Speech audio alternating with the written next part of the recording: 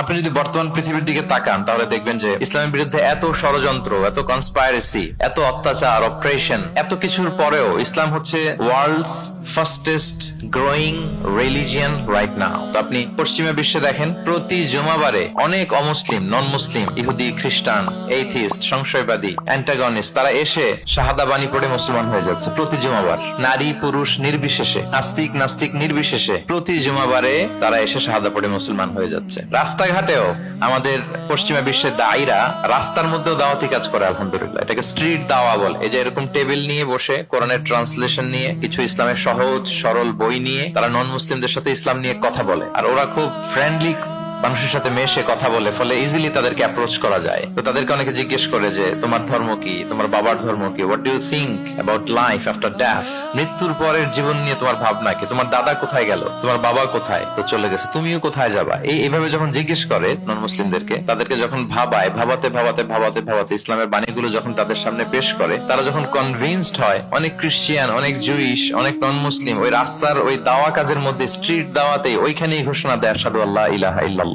ওয়া আশহাদু আন্না মুহাম্মাদান আবদুহু ওয়া রাসূলুহু।